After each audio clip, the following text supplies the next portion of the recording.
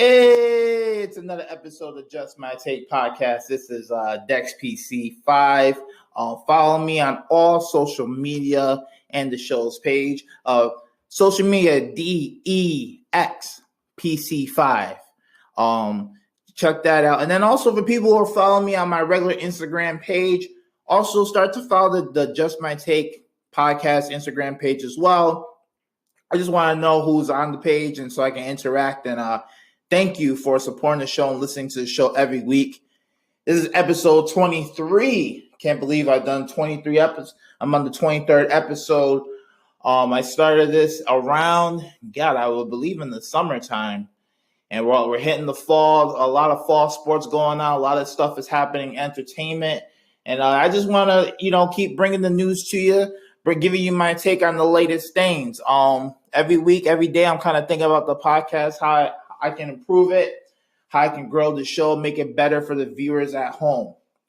So after you listen to this episode, check out some of the old episodes and definitely message me. Give me your take. I'm open to all feedback and also to your opinion on certain things as well. It shouldn't just be a one-sided thing. I know it's a solo show, but you can always feel free to give me your opinion on stuff. I might actually shout you on the show. We'll shout you on the show as well. Maybe do a little follow-up on that stuff.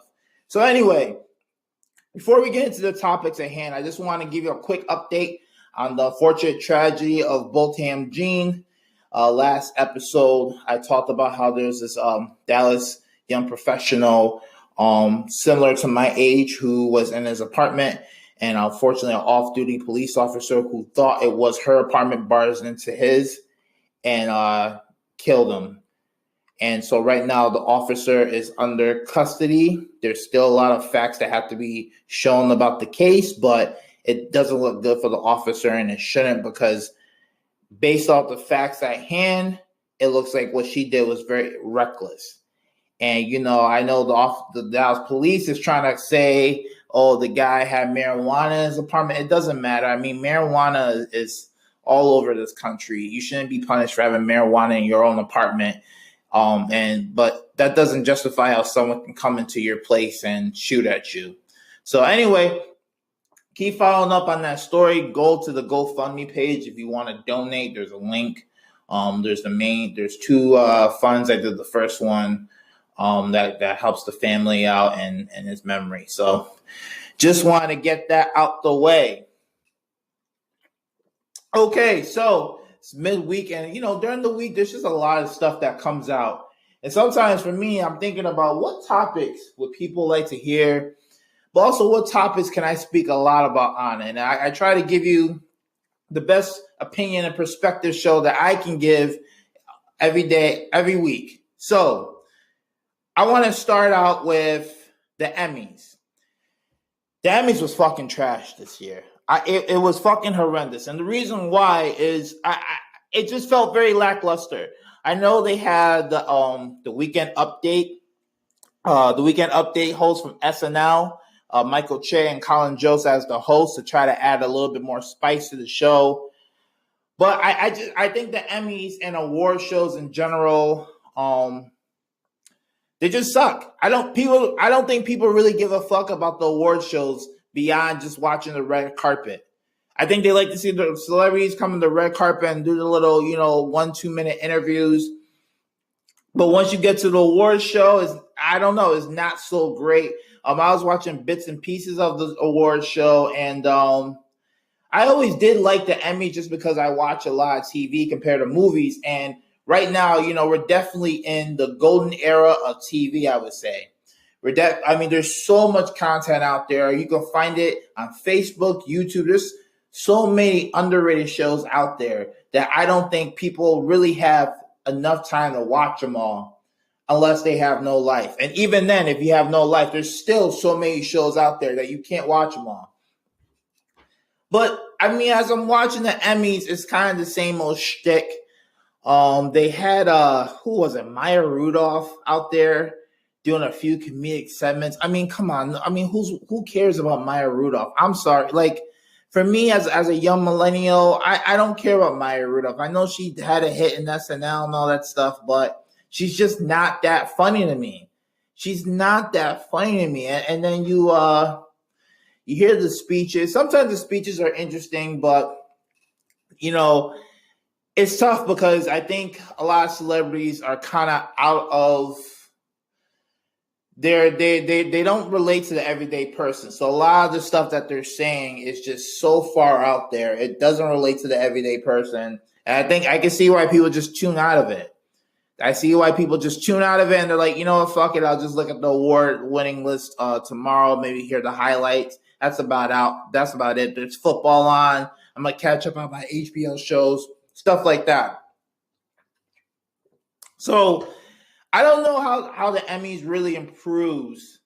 I don't know how they really improve their show, but it needs work because the ratings actually decreased again by 10%. Although all the award shows are decreasing by like 10%. People are they don't have time to watch this stuff. It's a 3-hour show. It takes forever. Anyway, I want to just go over some of the award winners because I thought they were pretty interesting. Outstanding drama series. I mean, the Game of Thrones won. And I thought this was probably the toughest category because you had the Americans that had actually they won a lot of awards. It's a very underrated show on FX. That's a show that I do want to watch at some point, but I haven't gotten into it. The Crown on Netflix. Claire Foy, phenomenal actress. I believe she actually won lead actress in drama series. I mean, she makes that show. I'm actually a little disappointed that on season 3 of The Crown, she's not going to play it. I think that's a kind of a bad move in general, in my opinion.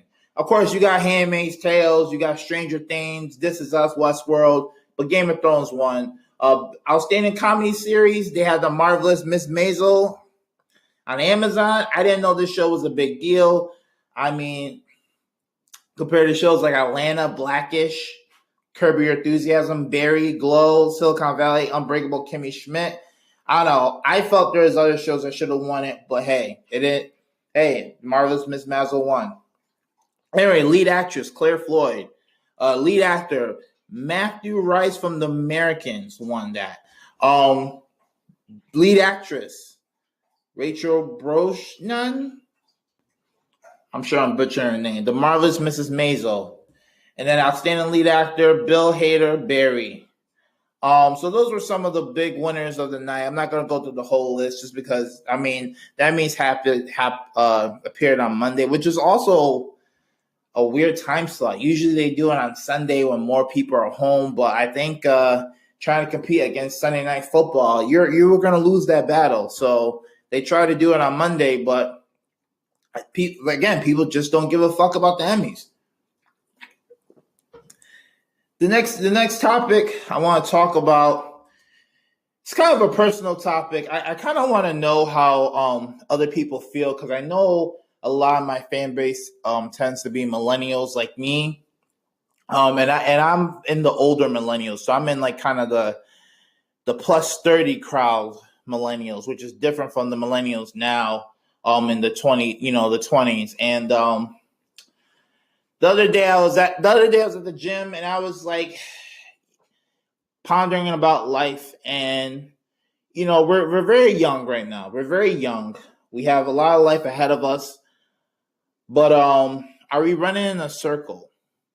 I don't know about you, but I know for me, sometimes I feel so restless because I know I have a ton of potential, but it's almost like I don't know where to shift that potential.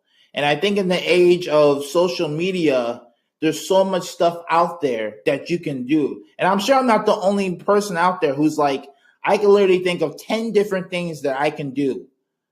And then the goal is to try to hone in on that one successful thing. But I think in this current day and age, people just bounce around so fast that it just makes it tough. It makes it tough to really settle down that one spot. Are we going to end up being like our parents or worse? And what I mean is, back in the day, for a lot of people, most parents, they worked at one company for 20, 30 years, and the company protected them and gave them a good job, and they were able to provide a good life and all that stuff. Now companies are not fucking loyal. They are not fucking loyal at all. They will cut you in a heartbeat. So a lot of millennials seeing what happened to our parents' generation, and how companies treated them, millennials are pretty much trying to have the leverage in terms of loyalty. As soon as a company acts up, we're out of there. We're not playing any games. But I also read this report that by the time a person like me gets to be around the age of 50, we would have bounced around maybe 5 to 7 different jobs in different industries and different careers. So are we just kind of running around the circle, just hopping like a frog, or just hopping from one place to another? I don't know. That's something I ponder about. I know a lot of people do too, and I know there's a lot of people who are actually being very successful out there, very successful, but they always have in the back of their mind, like, damn, am I really doing what I should be doing? What I mean is, like, there's people who are working at a manufacturer. Maybe they're head of operations there as a young person, but they feel that they should do design. Or they're working in supply chain as a manager, and they're like, I should be in entertainment. But then how do you even maneuver from supply chain to entertainment if you don't live in it's stuff like that. So just in that conversation alone, you just feel the restlessness in my voice, and I know there's a lot of people who are out like that, and there's a lot of people who are not like that. But my thing is, are we cursed? Are we blessed? Or do we have a combination of both? And what I mean by this, I think we're blessed in the fact that we are very young, we're very ambitious. We also have social media. And with social media, they literally have the power of a computer on your smartphone. You could do so many things at once. You could do so many things so quickly that you could maneuver quickly. I mean, we have the social media, we have the iPhone. You could literally interact with someone in Russia if you wanted to, or someone in Zimbabwe if you wanted to. I know social media inspires people. You go on Twitter and you see so many inspirational stories and people from all facets of the world coming together for one common goal.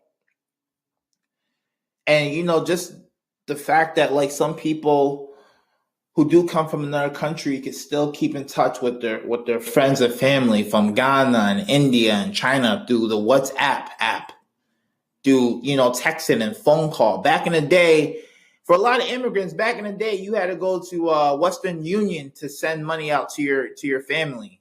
You had to get calling cards. Some old school people remember that, going to the convenience store to get a calling card, and you had to dial the number, and then you call your friends and family from back home, and then your minutes run up. Now you don't really have to deal with that anymore. It's unlimited at this point. And so we're blessed in that we get to live in such a society in which we get to control our own narrative too. I think this is the most open generation. I mean, it doesn't matter if you're straight, gay, white, black, Puerto Rican, Asian. For the most part, we don't care what you are. You do whatever you want to do. And there's people who work corporate jobs. There's people who, freelance. There's people who are artists on the street. And everyone's just kind of cool with it. It's not like back in the day where it's like you had to just get the corporate job and work there. And if you were an entrepreneur, you were maybe seen as a loser to a degree, or you're seen as freeloader, or if you're a freelancer, you're not really doing much with your life. Our generation is like, hey, you know what? It's better to be doing something that you're happy in than to be doing something that you're making money. That's what some people say. I kind of agree a little bit, but not 100% on that perspective. I also think we're blessed because we just have so much there. And I know a lot of people like hate on us, saying, oh, millennials are lazy and we only care about ourselves. That's not true. You have to speak to us. You have to inspire us. You have to engage us in order for us to really pay attention and really give a damn about what you're saying. And I feel for a lot of older people, it's a struggle for them to do that. They don't know how to connect. Right now I'm taking 2 classes. I won't name what university, but I'm taking 2 classes right now. And one class is a class where I'm learning about the stock market and how to invest like a real-time hedge fund. So it's very engaging. You're learning all the tricks of the trade of that stuff. And then another class, which is online, and I fucking hate online classes. You're getting a lot of slides. There's no engagement. Some of the materials kind of a little outdated. And not only that, but it's like, this is not what I do at work. This is not similar to what I do at work. So you have two different aspects working right there. And for me, I obviously like the stock market class because it's obviously something I'm interested in, but it's engaging too. So I think for the people who raised us and then get mad at us and call us millennials, I think it's bullshit because you guys set up the systems in which you raised us in. So I think it's whack. But anyway, there is some truth to us millennials being cursed. And I think as much as we have social media and we love it, I think it's a curse because it's leading into depression, anxiety, restlessness. You can literally be on your phone and see someone getting a new job, traveling the world, going to a safari, anything, and you're at your cubicle and you're like, what the fuck am I doing with my life? Like, what the fuck am I doing with my life? When your life might be perfectly fine. Yes, you always want the urge to do more, but sometimes you have to sit there and embrace your life and be like, okay, I am in a good spot. Maybe things have to, work itself out a little bit, but I am in a good spot. And so I don't know if we're blessed or cursed. I don't know if we're blessed and cursed. That's something that I sometimes think about. I would love for people to give me their take on it. Are millennials blessed? Are we cursed? Or are we a little bit of both? How are we going to be when we're our parents' generation, when we're in our 50s and 60s? Are we going to be the generation that tells our kids to go to college or tells our kids don't go to college? Because that's another thing that I want to talk about is the education system. Right now I'm a grad student and I feel the system needs a little bit of work. The system needs a lot of work because you go through kindergarten through high school, kind of being taught the same as others. And then you only a little bit get to discover maybe your talents. Unless you're, talented at an early age and you go to a special performing arts school or a special sports school, all that stuff. But everyone's kind of taught the same to a degree. And then we have as millennials, especially as millennials, I don't know any other generation who was pressured to go to college. I talked to so many of my coworkers my age who were like, I was pressured to go to college. College. Everyone needs to go to fucking college. But now we're out in the real world and we're working our jobs and we're not lazy. We're working our jobs. We're paying our taxes. We're being normal citizens. But we're doing jobs in which there's no need to do a 4-year degree. We're doing jobs in which there's people with a high school diploma, with an associate's diploma. And that's fine. Don't get me wrong. I am not knocking that at all. Education and degrees, in some professions it matters, in other professions it doesn't. And at the end of the day, you can have all the degrees in the world, but that doesn't contribute 100% to your success. You got to have hustle. You got to have hard work. You got to have smarts. You got to have a lot. There's different factors. But for a lot of us, we get pressure to do this college thing. And I'm sitting there because, I'm going to school as a grad student, and like a lot of the material that I'm learning, some of it is helpful, and some of it is like, what the fuck am I doing? I don't need this. This is in no way, shape, or form is going to correlate. And especially for a lot of people will remember those intro classes, like intro to philosophy or psychology and, literature or linguistics. Are you using that now in your current job? Unless you are a professor in that profession, are you using that in your current job? But yet the colleges would make us spend a lot of money just to go there. Tuition money just to go there. And then we take out these student loans. And then it's crippling us and it's crippling the economy. Let me tell you something. The next financial bubble, if I were to make a prediction, is going to be student loan debt. Because most of us are not paying it. And it's not that we don't want to pay it. It's just that the amount is so high, the interest makes it even worse. So it's like we'll never get out of it. I'm actually very pissed about the way this system is, especially with the student loan debt. How can you tell me that it's cheaper for me to buy a house or to buy a car in this country than it is to get a college degree? What is that saying about the state of our country? The interest rates for student loans, if you were to go through a 4-year degree, ranges from, say, 45 to 125, depending on what school you go to. If you go to grad school, by the time you go to grad school, you could probably owe $250,000. Granted, that's a sacrifice that you took, that many students take, because they're betting on themselves, they're betting on their mind. They're saying, hey, maybe my mind can open some doors, opportunities for me, my education could. But $250,000 at like 8%, by the time you're done paying that shit, I can't do the math off the top of my head right now, but that's got to be at least almost $350,000 to $400,000 for 2 degrees. The fuck are we doing? And then that's if you're lucky to work a job that pays you 6 figures to do it. And then you're in that job, and there's some people there who didn't need the master's. They had their bachelor's or they had their 2-year degrees. So what I'm saying here is the system is not correlating. The system, especially with the student loans, I'm not going to say they're making, because obviously people have a choice to go what route. You could do the military route, you could do the community college route. But for a lot of us, as soon as we graduate high school, we're off to college. We're off to that 4-year college, because that's the plan. That's what we worked hard for in high school. That's what everyone was telling us to do. That's what we think is the right thing to do.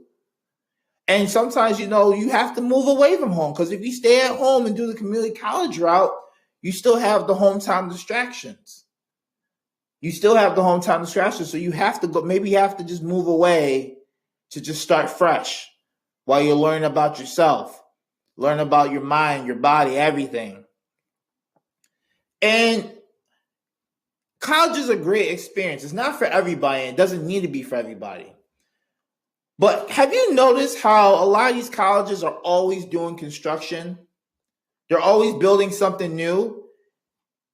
And then have you noticed that a lot of these big time schools have these huge athletic departments like USC in Texas and Ohio State? Their athletic departments generate almost $1 billion. No, their athletic departments are worth $1 billion. And yet they're building these state-of-the-art complexes and fields and all that stuff. And I'm not blaming the athletes on it, because they're not getting paid shit. But it's the schools. And how do they cover it? They're jacking up the tuition. I live in the state of Connecticut right now. There are flyers. When I drive into work, I see billboards that say, go to the University of Maine, because it's cheaper as an out-of-state student from Connecticut to go to the University of Maine than it would be to be an in-state student in Connecticut. What the fuck is that? That's a shame. Rates keep going up. Tuition rates keep going up, because no one's watching the school spending, what they're spending it on. Schools these days, I feel, are just taking in, unless it's a very, very competitive school, a lot of these schools are just taking in anybody just so that they can get the money. They get paid off by the Sally Mae people, the loan people, and the loan people are just sitting there chilling, because they know it's 6 to 8% of a student's loan for the next 20 to 30 years. Again, I asked the question, why is it in this country they are punishing students to get an education? Because the majority of us who went to college, we're working in corporate America. We're doing what we can, and we're paying our bills. We're being normal citizens, but a lot of us can't even afford a house. It's almost as if we were better off just doing a trade which seems very reasonable doing HVAC or stuff because you can make a good living doing trades. So I'm not knocking trade schools, okay? I know a lot of people who do trade jobs, who do blue-collar jobs, and they make good money. So I'm not knocking it at all. I'm just telling you from my perspective as a college grad, it's almost as if America's saying, hey, you should have just went to a trade school because you got these degrees and now you have $80,000 in debt that the trade school person doesn't have. And mine, that's probably cheap. I know people who have $250,000 and it's in legit degrees. Going for being a doctor, going to being an engineer, a lawyer, business school, not basket weaving, business school, doctors.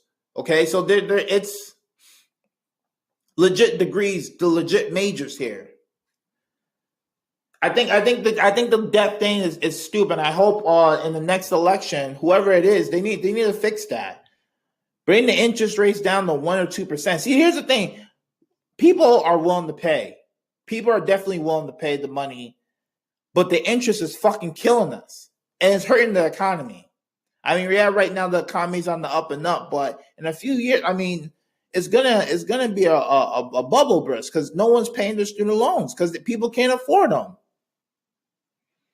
And then you look at the education system. I mean, I don't know what's going on.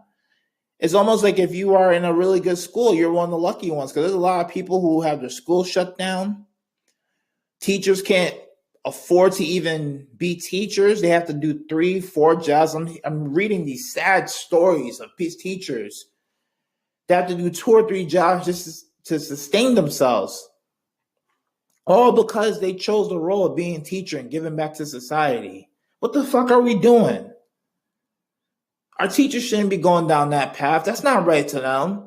I know teachers, because for most teachers, you have to get a master's degree before you even start being a teacher. So that's another couple $1,000s.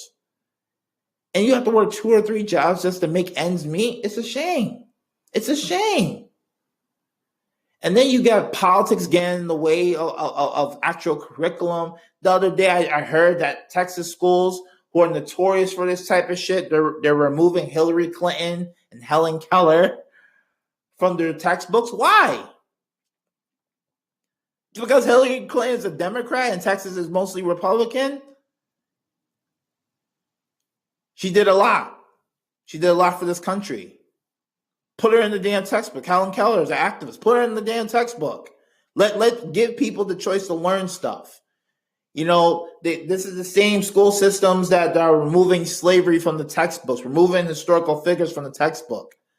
Politics are getting in the fucking way of actual facts. The one thing I'm happy for is that we have the internet. So I feel a lot of the students of today, if they're willing to get the facts, can just go on the internet and see all the conflicting opinions that they're being taught in school. Because all the information is out there. So yeah, you may hide it in the textbook, but more kids are on their phones than there are in the textbooks anyway. But the education system, I know a lot of people have a gripe with it, and I'm gonna almost end this topic, but the education system needs to be reformed. We honestly need to get to engaging the students, teaching them subjects that matter, and also, for the love of God, can we have a civics and finance class for all students? Mandatory. You cannot graduate high school until you learn the government and how government works in the United States of America and how to balance a checkbook. What's the difference between good credit and bad credit? Why the stock market is so important for you? Because there's a lot of people out there. I'm telling you, man, it's crazy. You know, I work with a lot of people, you know, and I've done several jobs, and there's a lot of people my age, and it took me a while to learn it too. So I'm not knocking it. I'm not trying to be holier than thou. You know, all they do is they're relying on the 401k. And let me tell you something, 401k, that may not be the best option. You may have to do more than that. I like to tell friends that I know the 401k is like the high school degree. Everyone has one. Everyone has one. And then the college degree equivalent would be stock investing. And then the graduate degree would be doing bonds, doing options, doing derivatives, commodities, Forex, all that type of stuff, the advanced stuff. But I think people, I tell a lot of my friends, hey, learn the stock market. Even if you don't want to get into stocks, even if you don't want to like put your money in Apple and Amazon because it's too complicated, there's apps out there that do it for you. You put your money into a bunch of index funds and your money grows over time because it's the index funds. And, I'm not going to give too many stock tips advice because obviously I am not SEC approved and all that stuff. But I use apps like Betterment, in which there is just a bunch of Vanguard index funds. And you put your money in there, you leave it alone, and it grows over time.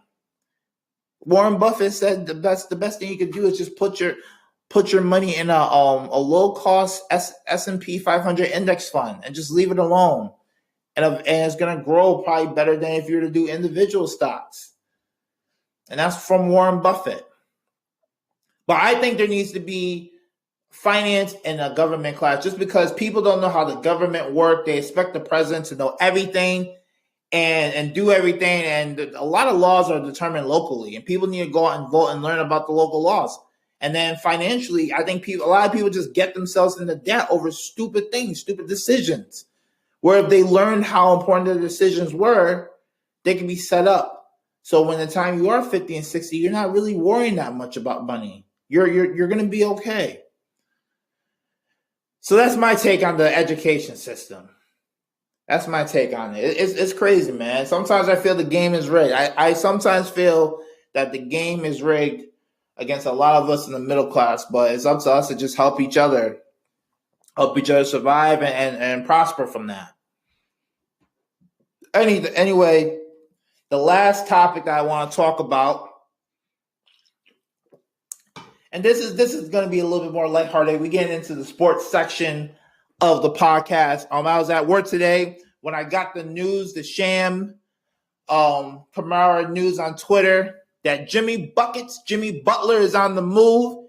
He met with his coach Tom Thibodeau for the Minnesota Timberwolves, and he demanded a trade. He's on the fucking move. Where's he gonna go? Let me tell you, first of all, before we talk about the options, this shit has been brewing for a while. I knew Jimmy Butler was gonna make a move out of Minnesota. Here's the reason why. Jimmy Butler did not like his teammates. He did not like Karl Anthony Towns. He did not like Andrew Wiggins. He viewed them as two golden boys who weren't willing to work hard. For those who don't know about Jimmy Butler, this guy used to be homeless at one point. He came in as a second-round pick and fought and scraped his way to be the all-star that he is today. So this is a guy who was literally at the bottom and had to scratch and crawl and fight his way to the top. So this guy's about hard work. He's no bullshit. And you have, when you're playing with teammates like Karl Anthony Towns and Andrew Wiggins, two number one picks, with the world has showered them with all this praise and all this fandom. And Jimmy Butler thinks they're not leaders. So Jimmy Butler, I remember I saw a story about this in the summer, how Jimmy Butler was contemplating that. He didn't like how things were in Minnesota. Another factor, Coach Thibodeau. I know Jimmy Butler played with him in the Bulls, but Coach Tibbs, once again, he's one of the most stubborn coaches in America in basketball. He runs his players to the ground. Derrick Rose, injured. Jimmy Butler this year, injured. He doesn't know how to take care of his players, and then his players get injured in key moments and fucks the team up. This Minnesota Timberwolves team underachieved this year. With the talent that they had, they should have been a 4 seed in the Western Conference. And the Western Conference is tough. It's very tough. But with Jimmy Butler leading it, Coach Tibbs, they should have been a 4 seed. They barely got into the playoffs as an 8 seed. And when Jimmy Butler was out, the ball was in Karl Anthony Towns' hand, and he did not show up. He floundered, so the team floundered. Andrew Wiggins, he's getting paid a lot of money. He's not showing up either. And Jimmy Butler's like, hey, you know what? I'm knocking on 30. It's time for me to, move on, because this is not it in Minnesota. And this is I believe the final year in his contract before he can move as a free agent. So in the NBA, it tends to be a trend that you're seeing. When an all-star has 1 year left on this contract, the teams kind of pressure him to say, hey, are you staying or are you going? And, the NBA, right now is the league of the players. It's the league of the players, so Jimmy Butler's moving on. So, anyway, and also, Minnesota, you want to talk about one of the greatest what-ifs. So, a lot of NBA fans talk about the Oklahoma City Thunder team, of Kevin Durant, James Harden, Westbrook, Ibaka. What if that team stuck together? How many championships would they have won? I have to throw this Minnesota team in there, not for the championships, but how well they could have been, because they really had a big three. Jimmy Butler as a shooting guard, Andrew Wiggins as a young wing, Karl-Anthony Towns, who's emerging as one of the best centers in the game if he puts in the work in the playoffs, and Coach Tibbs, who knows how to win games. So it's a shame how it just went to crap. So where is he going to go? He mentioned a few teams. He said the Clippers, Nets, and the Knicks. And here's my prediction on it. I think he's mentioning I think he wants to go to a big city, Clippers and Nets. And I'm hearing the Clippers and Nets a lot lately because I think big stars, they want to rival either the Lakers or the Knicks. I've been hearing, especially like Kawhi Leonard. He wants to go to LA, but he doesn't want to play with LeBron. Jimmy Butler, I heard rumors he doesn't want to play with LeBron either. I think a lot of these younger guys, they don't want to play with LeBron because if you're on a LeBron team, he takes all the spotlight if you win, and then you take all the bullshit blame if you lose. And I think a lot of players don't want to deal with that. They want to be their own man, especially in the Clippers and the Nets. You're your own man for the most part. So the Clippers have the cap space, and they can have another star there. I think if Jimmy Butler has to go to the Clippers and Nets, someone's coming with him. Whether it's Kyrie Irving, who's very rumored to leave Boston. Yes, I know people are like, how could Kyrie Irving leave? But it's a possibility just because Kyrie's a weird fucking dude. This guy left LeBron after back-to-back championships to go play in Boston. And I know Jimmy Butler and Kyrie Irving, they have a great relationship. They played on Team USA together. I can see those two teaming up. They talked about it before. Kawhi Leonard, the mute, we don't know where he's fucking going. He could possibly team up with Jimmy Butler.